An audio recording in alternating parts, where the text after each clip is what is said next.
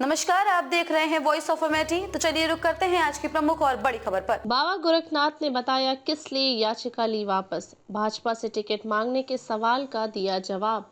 उपचुनाव का कार्यक्रम जारी होने के साथ ही प्रदेश में सियासी हलचल तेज है, पर अयोध्या की मिल्कीपुर विधानसभा सीट का चुनाव घोषित न होने से विपक्ष हमलावर भी है।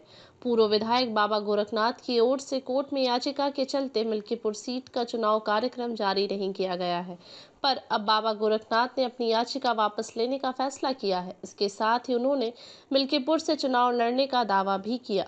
पिछले चुनाव में वोटों की गिनती के दौरान कुल पड़े वोट और गिने गए वोट में अंतर था, इसे लेकर मैं कोर्ट में गया था। इसमें एक दूसरा मामला नोटरी का भी था। इस बीच अवधेश ने अयोध्या से सांसद बनने के बाद मिल्कीपुर सीट से इस्तीफा दे दिया, लेकिन हमें नहीं मालूम था कि याचिका के चलते चुनाव रुक जाएगा। मैं चाहता हूं कि यह चुनाव हो, इसलिए याचिका वापस लेने का फैसला किया है। विपक्ष भ्रम में है। मैंने चुनाव लड़ने की पूरी तैयारी की है। हमारे लोग प्रचार व सभाएं कर रहे हैं। चुनाव लड़कर फिर मैं भगवा परचम फहराऊंगा। क्या भाजपा के बड़े नेताओं से आपकी कोई बातचीत हुई? पार्टी के नेताओं से बात करके ही मैंने याचिका वापस लेने का फैसला किया है। उम्मीद है कि एक दो दिन में कोर्ट से आदेश भी आ जाएगा। हम खुद आदेश की कॉपी चुनाव आयोग को भेजेंगे ताकि चुनाव की तारीख घोषित हो सके। क्या आप चुनाव लड़ना चाहते हैं? बिल्कुल, मैं अवधेश प्रसाद के खिलाफ 3 बार चुनाव लड़ चुका हूं, उन्हें हराया भी है। जमीन पर काम कर रहा हूं, ऐसे में मेरा बिल्कुल दावा है, लेकिन संगठन का निर्णय अंतिम होगा। क्या फैजाबाद की हार का मिल्कीपुर में हिसाब बराबर होगा? हम निश्चित तौर पर मिल्कीपुर में बड़ी जीत हासिल करेंगे।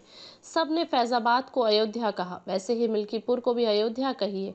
हम पहले भी वहां जीते हैं। लोकसभा चुनाव में मिल्कीपुर में सपा को बड़ी लीड नहीं मिली थी। भाजपा के प्रतिनिधिमंडल ने बुधवार को प्रदेश के मुख्य निर्वाचन अधिकारी सीईओ नवदीप रिणवा से मिलकर 9 सीटों के साथ ही मिल्कीपुर सीट पर भी उपचुनाव कराने की मांग की है। इस संबंध में प्रतिनिधिमंडल ने सीईओ को लिखित मांग पत्र भी सौंपा। प्रतिनिधिमंडल में शामिल पार्टी के प्रदेश महामंत्री गोविंद नारायण शुक्ला, अनूप गुप्ता, संजय राय और राम प्रताप सिंह चौहान ने सीईओ को बताया कि वर्ष 2022 के विधानसभा चुनाव में मिल्कीपुर सुरक्षित सीट पर भाजपा प्रत्याशी के तौर पर चुनाव लड़ने वाले गोरखनाथ द्वारा विजयी प्रत्याशी अवधेश प्रसाद की वैधता को चुनौती देते हुए इलाहाबाद हाईकोर्ट की लखनऊ पीठ में याचिका दायर की थी। इसमें हाईकोर्ट ने कोई भी स्थगन आदेश या अंतरिम आदेश पारित नहीं किया है, इसलिए मिल्कीपुर सू विधानसभा का उपचुनाव भी शेष 9 विधानसभा क्षेत्रों के उपचुनाव के साथ ही संपन्न कराया जाएगा।